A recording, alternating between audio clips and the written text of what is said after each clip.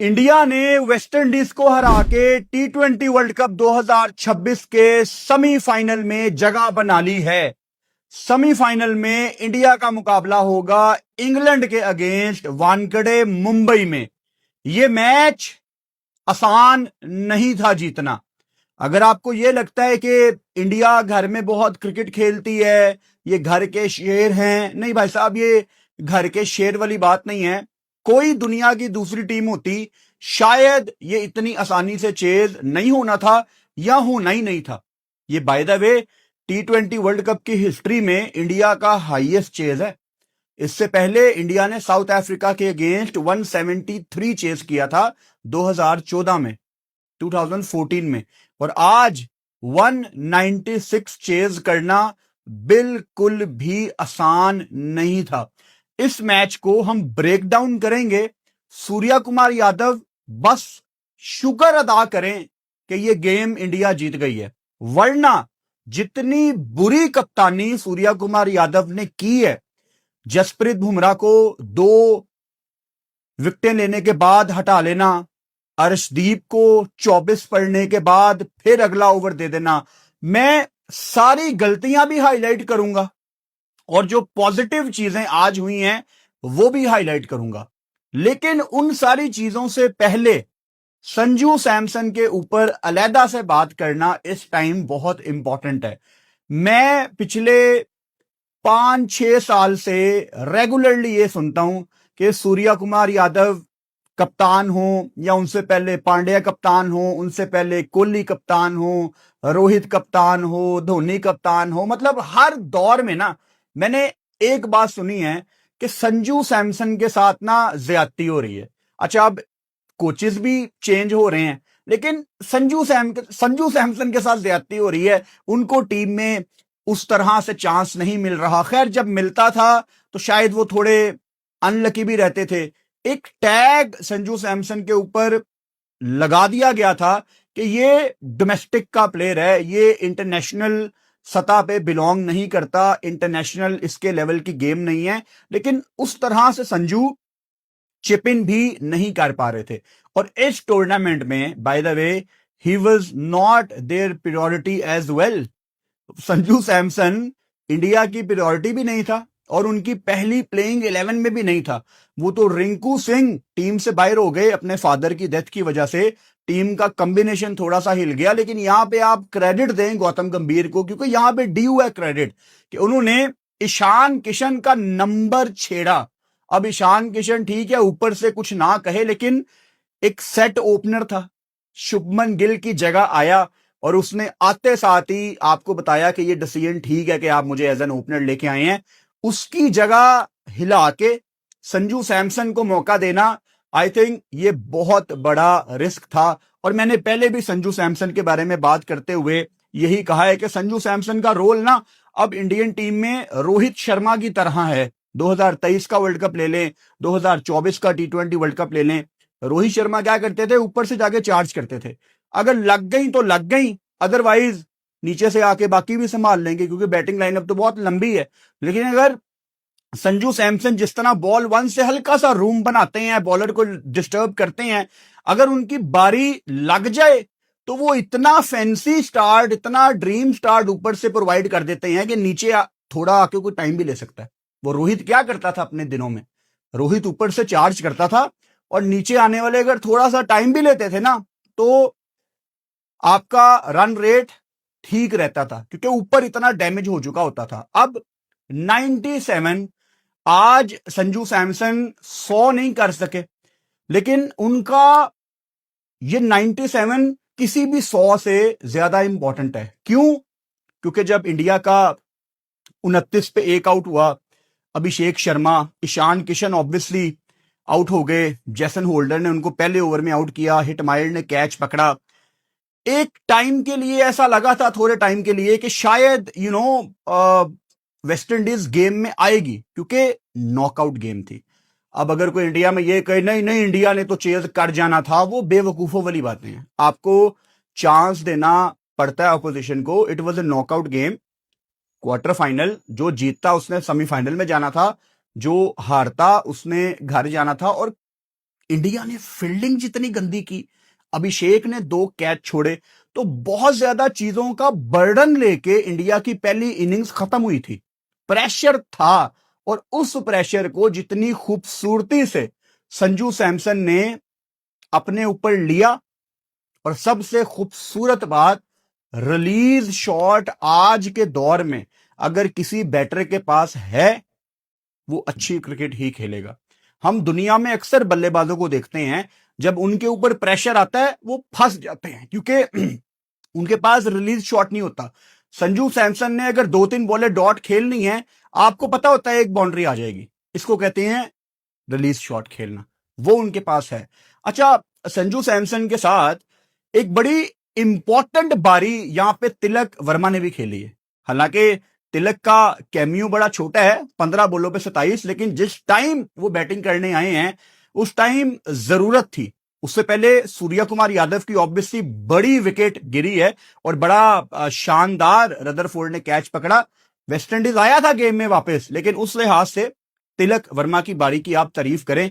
हार्दिक पांड्या का जब कैच पकड़ा जेसन होल्डर ने, तो थोड़ी देर के लिए एक्साइटमेंट आई थी गेम में, लेकिन I think Sanju Samson crease पे खड़ा हुआ था ना, फिर नीचे शिवम दुबे, और मैं आपको लिख के देने के लिए तैयार हूं कि वेस्ट इंडीज ने शिवम दुबे के ऊपर कोई वर्किंग नहीं की हुई थी।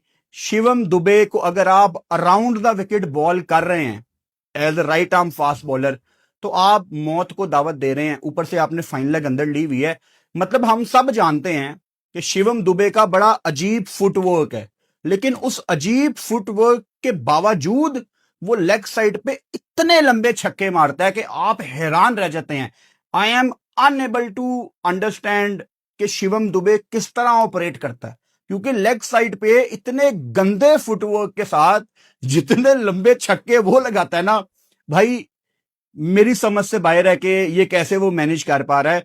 जिस तरह रमारियो शेफर्ड ने उनके against around the wicket charge लिया, उनको फुल टॉसे करवा रही हैं, फिर एक बॉल 5वीं स्टंप पे फुलर बड़ी अच्छी कर दी। अब उस बॉल के अकॉर्डिंग डीप पॉइंट पे फील्डर होना चाहिए था, नहीं था, दुबे ने वहां पे भी चौका लगा दिया। उसके बाद आपने डीप पॉइंट पे फील्डर ले लिया। पॉइंट क्या है? वेस्ट इंडीज एग्जीक्यूशन में मार खा गई है। अच्छा, मैं दोबारा इंडिया की बैटिंग पे आऊंगा, अभिषेक पे बात करूंगा, लेकिन यहां पे इंडिया की गलतियां मैं लाजमी हाईलाइट करना चाहता हूं, क्योंकि it was not a perfect match. अगर आप खुद को बेवकूफ बनाना चाहते हैं कि यार नहीं, हम तो जीत गए हैं, हम सेमीफाइनल में चले गए हैं, ये बहुत अच्छा गेम था, जीत गए हैं, तो नेगेटिव चीजों की बात नहीं करनी। आई डोंट थिंक सो कि डीप इनसाइड गौतम गंभीर कोई बहुत ज्यादा सेटिस्फाई होंगे as a coach, because mid innings में आपने शायद नोट किया हो, अभिषेक और संजू सैमसन मैदान में आ रहे हैं बैटिंग करने, और गौतम गंभीर मतलब ऐसे करके बैठे हुए थे, उनके चेहरे से नजर आ रहा था कि वो कितने प्रेशर में हैं।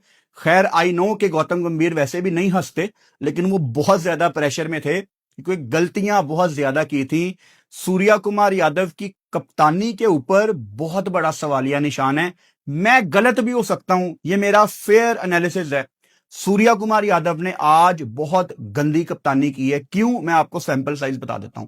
आपको वर्ल्ड कप से पहले क्या दिखाया गया कि हमारे पास तो ऑप्शंस हैं, अगर किसी का बुरा दिन चला गया तो शिवम दुबे आके एक आधा ओवर करवा लेता है। आपको ये सारी ऑप्शंस इंडियन टीम में दिखती रही हैं बायलैटरल्स में। इवन तिलक वर्मा को हमने बॉल करते देखा टूर्नामेंट में।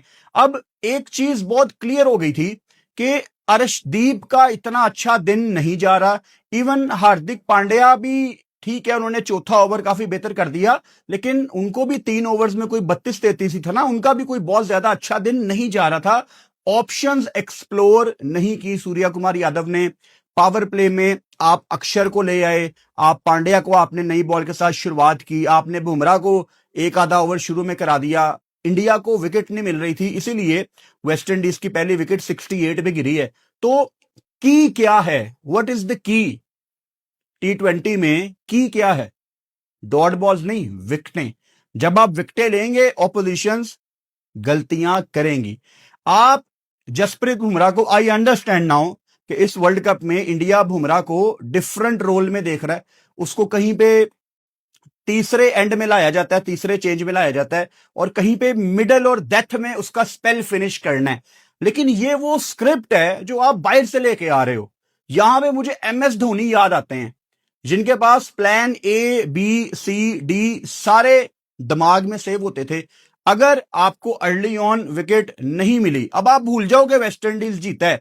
अभी ओपनिंग के बाद हिटमायर रहता है, रदरफोर्ड रहता है, रॉबमैन पॉवल रहता है, और नीचे हम जानते हैं जेसन होल्डर और रोमारियो शेफर्ड ने भी पार्टनरशिप लगाई थी वर्ल्ड कप में। तो इतनी batting depth, even Matthew Forde भी छक्के चुक्के लगा लेता है।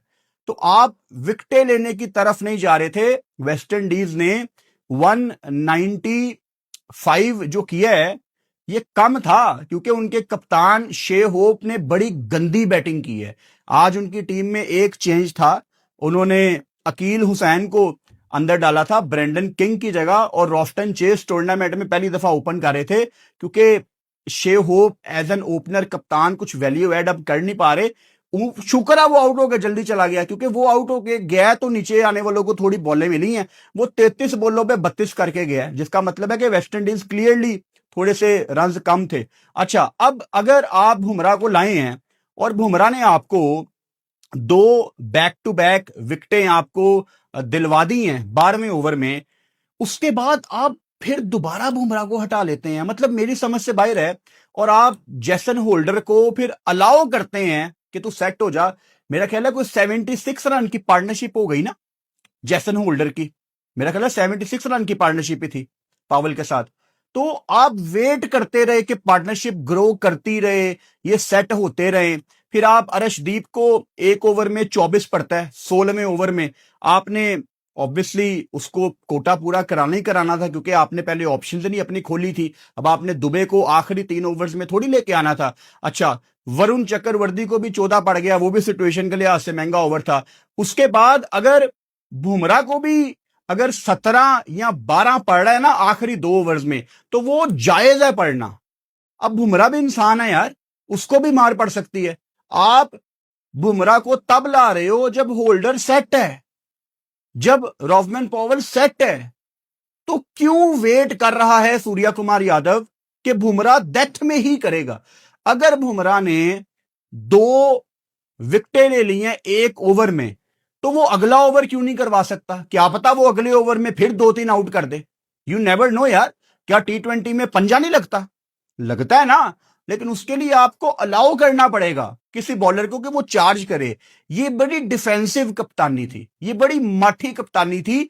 आपने अलाउ किया वेस्ट इंडीज को कि आप स्कोर करें, और ये मैच आप शुक्र अदा करो कि इंडिया जीत गया। अगर ये मैच इंडिया हार जाता तो गौतम गंभीर का पत्ता साफ था। सूर्या कुमार यादव का आई बिलीव ये आखिरी T20 वर्ल्ड कप है। ये भाई साहब फिर बड़े लोगों का ना आखिरी T20 वर्ल्ड कप हो जाता, क्योंकि इस मैच की इंटेंसिटी ये थी कि आपने वर्ल्ड कप से बाहर हो जाना था। इंडिया जीत गया है, संजू सैमसन का शुक्रिया अदा करो। थोड़ी बहुत ड्यू पड़ गई है, शुक्रिया अदा करो। तिलक का कैमियो ठीक था, बस शुक्र अदा करो कि इंडिया जीत गई है। हालांकि जितनी गंदी कप्तानी सूर्या कुमार यादव ने की है, यू आर जस्ट लकी कि आज वेस्ट इंडीज ये मैच हारी। और West Indies as a bowling unit, they were literally nowhere. गंदी बॉलिंग, फील्ड प्लेसमेंट समझ नहीं मुझे आ रही।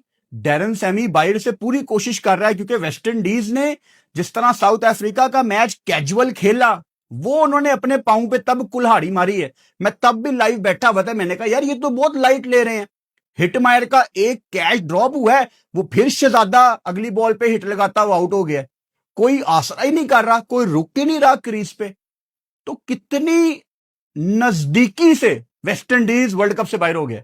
हम इनको फाइनल में देख रहे थे, एंड आई स्वेयर मुझे इस वर्ल्ड कप में सबसे बड़ा मैच इंडिया वेस्ट इंडीज का लगता था, और शायद वो था भी। लेकिन जिस तरह वेस्ट इंडीज ने साउथ अफ्रीका के खिलाफ कैजुअल अप्रोच से खेला, मैं आज कहीं ना कहीं इंडिया को थोड़ा ज्यादा रेट कर रहा था। अगर वेस्ट इंडीज ने तगड़ी गेम खेली होती साउथ अफ्रीका के अगेंस्ट, तो मुझे फिर इंतजार थोड़ा ज्यादा होता इस गेम का। लेकिन कहीं ना कहीं मैं मान के चल रहा था कि वेस्ट इंडीज आज थोड़ा सा कोलैप्स ही करेगी।